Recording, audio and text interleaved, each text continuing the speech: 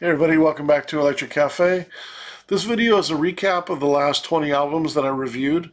I like to, at the end of the 20 albums that I pick, I like to do a quick video and just recap them real quick and just kind of do the overview real quick and then end up doing the next video and choose the next 20 albums that I'll be reviewing.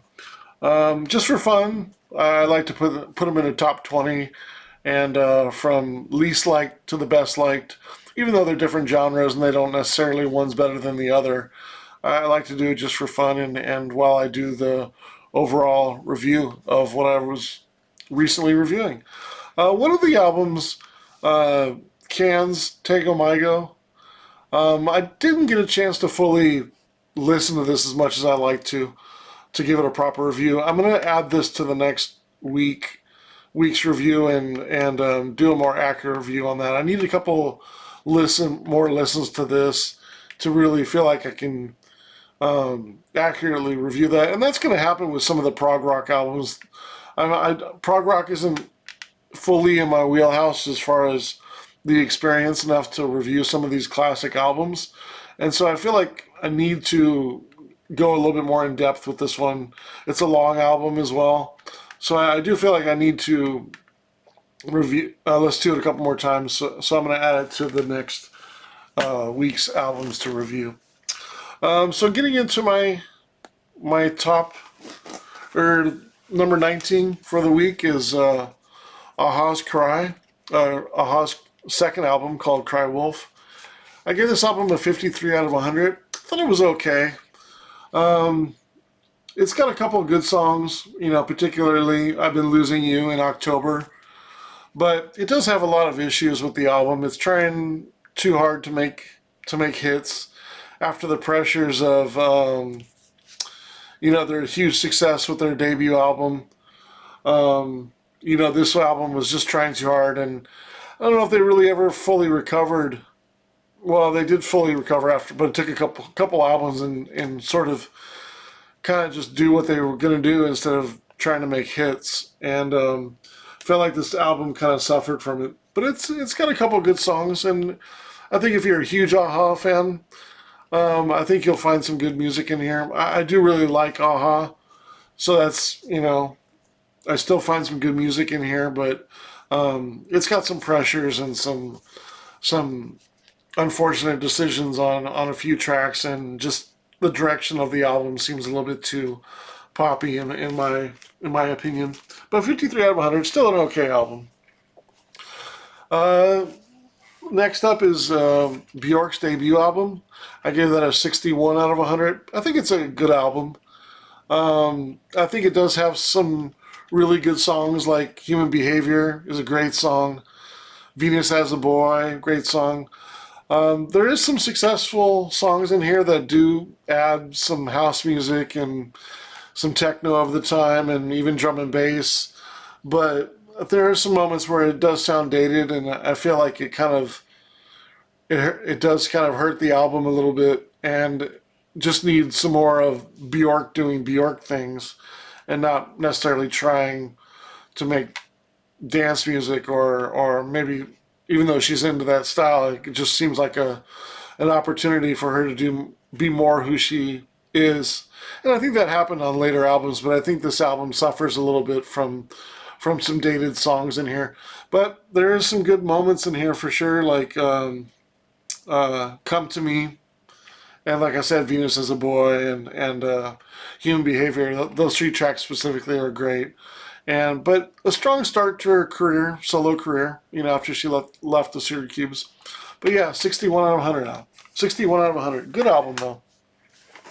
Next would be Susie and the Banshees album, Kaleidoscope. Do feel like it's a really good album. It's kind of the change of their first two albums, kind of being more punk, even post-punk, and I feel like this album is where they sort of started to get a little bit more atmospheric and try different things, like with The Red Light, which is a great song, and I really like Christine on here, and of course Happy House is a really strong song as well, but not as strong as some of her other albums that were to come. But still a really good album, 67 out of 100. is a strong score, and it's close to being a very good album. You know, like maybe one track away. Um, tied for 15th with a 60. Actually, yeah, tied with a 68 out of 100 for 15th place is the Cult's 1991 album, and the other two and you, or the other two and you's 1993 album. It's confusing. The other two and you, and the album's called The Other Two and You. Like, how could it be more confusing than that? They're of course Jillian and Stephen Morris from New Order's album, both the 68 out of 100. I think the Ceremony, this Cult album, has some strong songs on it. A little bit underrated in some respect because I think a lot of Cult fans don't think highly of this album, but there's a lot of good songs on here. Wonderland's really good song. Wild Hearted Sun, If, Ceremony. I think in some respect, those songs are close to being as good as maybe even Sun King and some other sort of secondary hits that the Cult had. Not on the level of like She Sells Sanctuary or Rain or Fire Woman, but I think, you know, close to some other strong songs like Phoenix and Ciao Baby. You know, some strong songs on there. I think it's a pretty well balanced album, but there's some songs that definitely kind of hurt its overall ranking in my opinion, and I sit it just below very good at 68 out of 100. The Other Two and You is a very underrated offshoot album of from band members from New Order. There's some good songs on here. There's a lot of instrumental music on here. 4 of the 10 tracks are instrumental, but I think it's a very catchy album. It's very underrated. Definitely carefree. Some good singles on here like Selfish and Tasty Fish, but also some good secondary songs like I Feel This Love, and The Greatest Thing. And the instrumental works on here is pretty good. Ninth Configuration is really good. Spirit Level is really good as well. I think it's an underrated album, and I give it a 68 out of 100. It's close to being very good. And then at a 60, number 14, a 69 out of 100, I gave Anything Box, their 1990 album called Peace, which was their debut. There's some really strong songs on here. Living in Oblivion. Carmen's my favorite on here, but there's also Hypocrisies and Feel the Pain and Our Dreams is really strong as well. There's a lot of good songs on here. A lot of carefree synth pop with verging on some sort of dance music and sort of freestyle music, and it's very low budget kind of production as far as kind of sounds like a middle 80s kind of dance album slash synth pop, more so than maybe 1990, but it's got a lot of charm to it, a lot of charm to these, and there's a lot of good songs on here, and I think when you get through the album, you might, even if you know the album, you might be surprised if you actually sit down and think about how many good songs there are on here. There's quite a few, and I give it a 69 out of 100. I think it's really close to being very good. In at number 13 with a 70 out of 100 is Covenant's 1996 album Sequencer. I think this is a really good album. I think it's got a really good blend of EBM and industrial with a little bit of synth pop in there.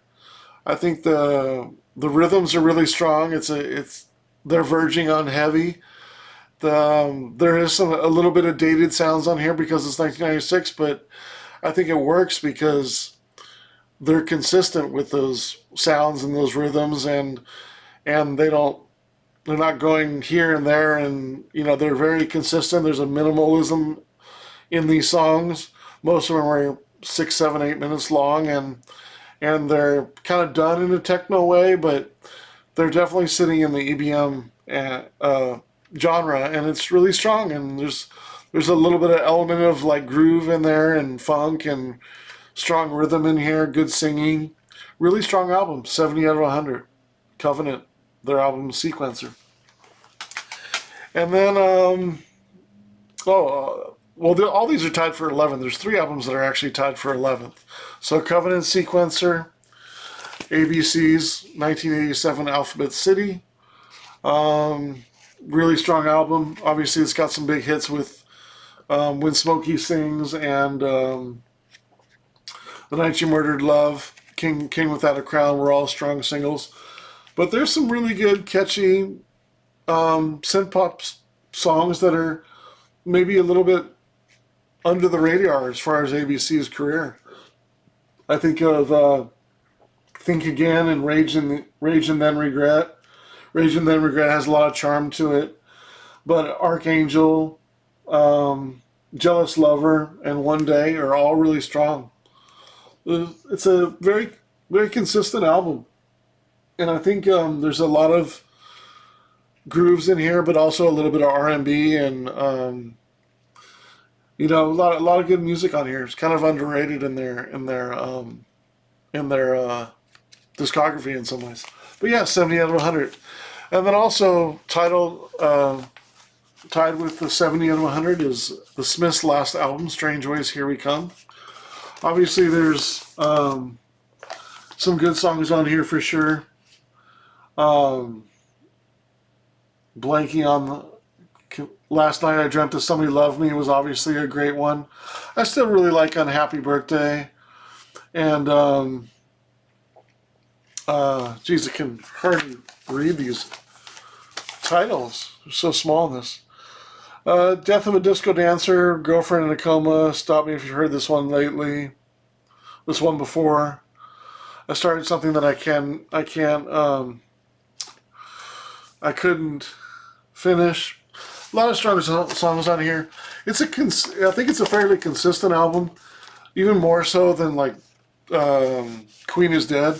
But in some ways, the highs aren't as high on this album than there are on their other 3 albums. But I think it's still a fairly consistent album. And even though Johnny Marr and Morrissey split from this album, during this album or even before this album was really finished, I think it's got a lot of good Johnny Marr riffs on here. And I think if there's any album that showed how sarcastic, Morrissey was, but the songs still are very catchy, it could be this one. Especially when you think of like Death as a Disco Dancer and Unhappy Birthday and just some really catchy songs in here that are, I don't think any of these tracks are excellent on this album. Not to the level of some of their other work, but I still think there's a lot of very good tracks on here for sure. Into number 10. Actually, I'm sorry, there's 3 albums tied at number 8. The first one being Duran Duran's Rio, which I don't have on me. Which was their second album. Really strong album. Obviously, it's got some great songs on it with Save a Prayer, and Hungry Like a Wolf, and obviously the title song Rio. But it has some good secondary songs as well. I think it's a well-produced album. Probably one of Duran Duran's strongest albums, if not the best full album in total. I gave it a 72 out of 100. And then also 72 out of 100, Cabaret Voltaire's 1983 album, The Crackdown, which really changed their direction of their career from an industrial, experimental, and sort of some dance into a strictly dance and verging on mid-80s dance music, and definitely has a sort of like a EBM feel on here, but also it's right before Acid House started too, but it's got a little bit of post sort of disco, but there's a rawness and a minimalism and a darkness in here, just a touch dark in here that gives this album a really really cool avant-garde sort of minimalism to it. And the songs are really catchy though. But yeah, 70 This is actually an extended version. I just noticed this is actually the extended version of Crackdown. Never noticed that. There's actually 13 tracks on this one. But really strong CD, 72 out of 100. And then also tied for 8th is Camouflage 2015 album called Grayscale. A lot of good songs on here. A lot of really good productions, paced really well. There's some instrumental interludes in between a few of the tracks that are kind of add to the appeal. It's a little bit of a longer listen, probably pushing like 55 minutes, but there's some really standout tracks on here, and probably could be one of Camouflage's best albums, if not their best album, maybe tied with their 2002 album, Censor. Really strong, underrated album with a lot of great songs on here, a lot of good singing on here, and really excited, and hopefully they come out with their next album. It's been 9 years since this album, and I've really been looking forward to it because how good this album is. There's 3 albums tied for number 5, and that's Excel by 808 State, their 1991 album, with a 73 out of 100. Really strong album. So many good hits on here. So many good tracks on here. A really important album for my youth. Couple songs feature Bjork. There's also a song on here with Bernard Sumner from New Order. Just some really catchy techno and dance albums verging on some really strong rave sounds on here. Just a really good album. Also tied with 73 out of 100 is Bel Cantu's 3rd album, Shimmering Warm and White, from 1992. Really good singing on here, really good balance of electronic music and folk and sort of cultural Norwegian music on here. Her singing, the lead singer's singing will surprise you and enchant you and wow you and thrill you and move you to tears at times. She's an amazing voice. If you don't know Bel Cantu, check Bel Cantu out, because you will not be disappointed. Especially if you like Mortal Coil or Kate Bush or you like Dead Can Dance or This Mortal Coil. You know, you like Sarah McLachlan, you like Tori Amos. Check out Bel Cantu. You will not be disappointed. And also tied for 5th with a 73 out of 100 was The Mission's debut album, God's Own Medicine. Strong goth rock album, what can you say? Number 4 with a 78 out of 100, on the high side of very good. INXS 1987 album, The Kick. Obviously, a lot of big Billboard chart busters on this one for sure. New Sensation, Devil Inside, Never Tear Us Apart, Need You Tonight probably being the biggest one. But also some really good secondary songs. Mystify, Calling All Nations, Tiny Daggers, Guns in the Sky. A lot of good songs on here. Probably one of the most catchiest, the 80s album with the most catchy songs on here. Just a really well produced album. Michael Hutchinson is a great lead singer, but you'd be surprised how much soul he has in his music with the tracks like Never Tear Us Apart and Loved One and Mystify. Just an amazing soulful singer that can do it all. Stage presence and everything. My third favorite album, or third highest ranked album of these, Peter Murphy's Cascade, an 80 out of 100. Right on the low side of excellent.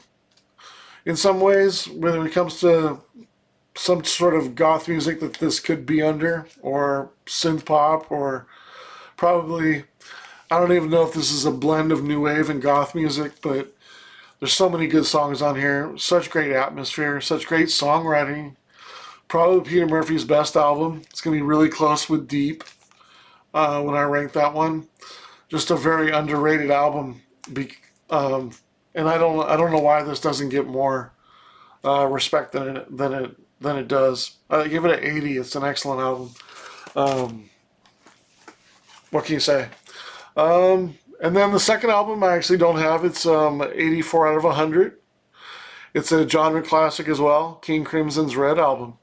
It's a really good album in so many ways.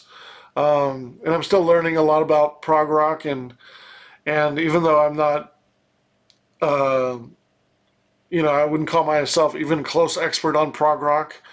I feel like I know more about krautrock and a lot more about 70s ambient music, and I feel like I even know more about jazz fusion than prog rock. But I can tell from listening to this album that within the genre, which is where the score is, 84 out of 100, in the prog rock genre, I can tell, from listening, from my short experience with this album, that it has a great balance of jam bandish, jam noodling, but still some cohesive and focused sections where they seem to do a great job of blending both. The instrumentation, the musicianship is off the chart. Obviously, I mean, Robert Fripp, great. Vocals are pretty solid. And it's an interesting album, and it's nice and cohesive. Really fairly, gets to the point. Even though some of the songs are long, it's still probably just a little bit over 40 minutes, but a really good album. And then my highest rated album for the 2 weeks is Electronic's debut, or yeah, their first album, self-titled album, Electronic. I gave it an 87 out of 100. Really strong, excellent album. Can't say enough about it. It's in some ways it might be my favorite album using the 808 drum machine as sort of the same as the main instrument. There's some great performances on here. Thanks to Neil Tennant, on a couple songs. But there's also an amazing balance of dance music and new wave music on here. Verging on rave music, there's also a little bit of that as well. But there is so much catchy music and so many wouldn't say really well written lyrics, but catchy lyrics. And it's all because of the combination of and the collaboration of Johnny Marr and his great tight songwriting and riff making combined with Bernard Sumner's really strong, probably one of his best drum programming and rhythm programming. Just an amazing combination. And it's just, there's so much melody going on here and great rhythms and good dance music that it's just full of really catchy dance music. I think anybody that likes dance music would rate this album high.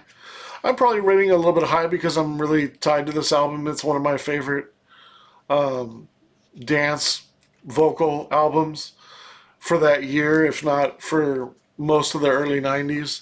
Just a really strong album, and I think for those that really like New Order and those that really like this album, you know what I'm talking about as far as this album being underrated.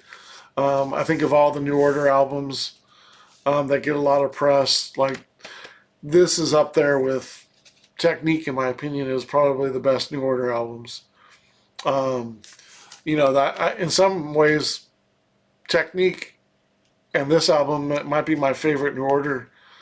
One Piece is up there with Substance, and Substance is a compilation, so it's hard to say that isn't the best, and it's hard to say that isn't One Piece. If I grabbed it, that would be the best of that I could live. That would be one of my island releases that I would grab if I could only grab 2 or 3 albums in my whole whole collection. But that's not a bad pick if I pick Substance, and that's a compilation. But if I had to choose 1 or 2 albums that were 80s related or New Order related or even Smiths related or even Pet Shop Boys related, in my top 5 would probably be this and Technique. Some of my favorite New Order related stuff, and New Order is up there and probably one of my top 5 all important musical influences in my life. So yeah, just that's a recap of the last 20. Hopefully you'll be along for the next 20. and look for that video next. That will be my, I'm going to be doing that tomorrow, and I'll go over my next 20 albums that I'll be reviewing. All right, thanks a lot for watching.